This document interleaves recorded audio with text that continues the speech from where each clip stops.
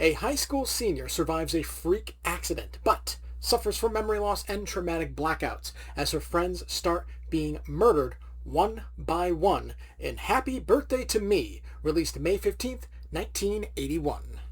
Directed by J. Lee Thompson, director of Conquest of, and Battle for the Planet of the Apes, as well as the Charles Bronson film Murphy's Law, written by John C.W. Saxton, Peter Jobin, Timothy Bond, all of whom have done nothing of real note.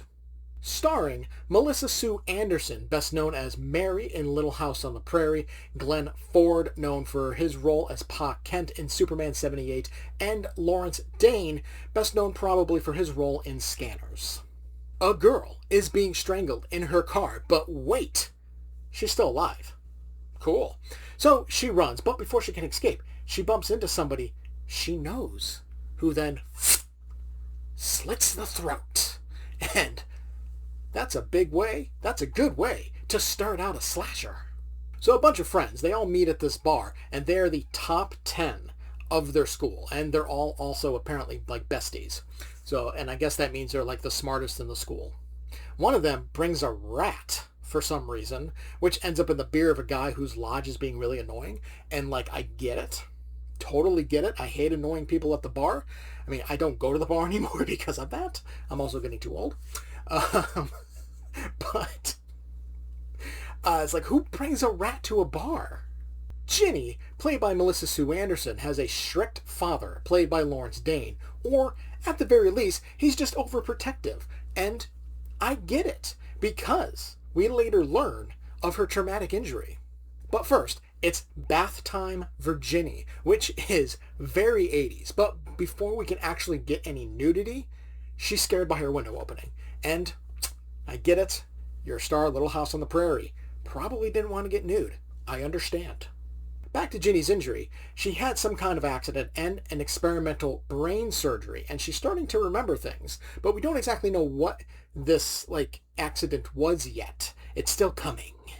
A guy is then killed by having his scarf, put into the gears of a motorcycle, then, the bike is revved and just fucks up his face. Ginny gets detention because, there's 2 of the top 10 now officially missing. Nobody knows where they are, but because she won't say where they are, even though she has no idea, she gets detention. The hell kind of a school is this? We've got another one of the top 10. He's working out, and someone enters the room. He knows them. We only see from the neck down, so we don't actually know who it is. But they drop a weight on his dick, which forces him to drop the bar and just absolutely crushes his throat. But then, dun dun dun, the scarf is found in a garden of the school. Somebody put the corpse there. They do find a skull, but it says property of the science department, so it's like, oh, that's anticlimactic, thanks. Ginny is later chilling in the woods. The nerd of the group, he shows up with a flower for her, which is like, aw, that's cute. But she stabs him. Ginny is our killer. And we're half-ish way into the movie. They've revealed the killer. Back at her house, she stabs another guy, much like the famous poster, with a kebab skewer right into the mouth, but then doesn't remember anything the next morning. Fascinating. Could be because of that experimental brain surgery. While in the shower, but still not seeing anything, she has a flashback to the accident. We actually see the accident this time. We know what happened. But then her friend also appears dead in the tub. It's like, God damn, girl. You just taking everyone out. Her psychiatrist, played by Glenn Ford, then just literally appears out of nowhere. He just shows up at the house. Nobody's in the tub, though. So he's like, yeah, you're crazy. But she has another flashback that nobody came to her birthday party because everyone else went to another party that just happened to be on the same day, and her mother went crazy for some reason. Okay, so nobody shows up. Who cares? It sucks, but no reason to go insane. The psychiatrist is then beaten to death by Ginny with a fireplace poker. It's like, Jesus, this girl is taking everybody out. What is going on?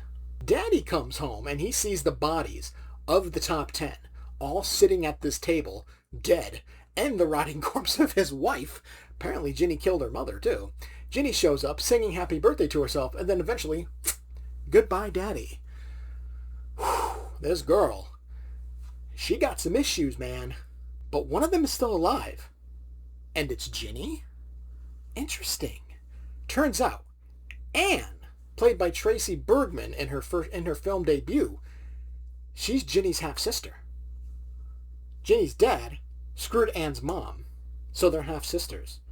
But she's jealous of Ginny, so she went on a rampage in a latex mask to look like Ginny and make it look like Ginny is the killer. It's like, holy shit. That's elaborate. And also a pretty decent twist. Good twist, actually. Great. She obviously wins. She beats Anne, but then a cop shows up as Anne is holding... No, sorry, as... what the fuck's her name? Ginny is holding a bloody knife surrounded by bodies. So, not such a happy ending for poor Ginny. An early slasher, before the genre really took off, this is probably one of the better early ones. The story is what you've come to expect from an 80s slasher. There's a group of young people, and they're taken out by a killer, one by one. The twist of who the killer is something that has been done to death since. But in 1981, it's a hell of a big one. But if it would have literally just been Ginny and not a half-sister wearing a Ginny mask, I think it would have hit harder, especially if we didn't actually see Ginny killing anybody. I feel like having Ginny be the killer would have hit way harder.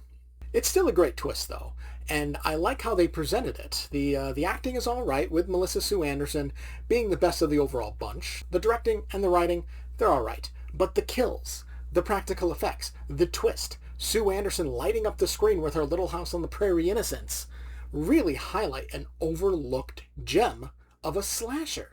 I give Happy Birthday to Me a solid B.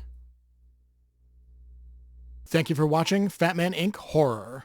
Leave a like if you enjoyed and a comment to discuss your thoughts. Make sure to subscribe to see more reviews of horror movies new and old. Thanks again for watching, and I'll see you next time.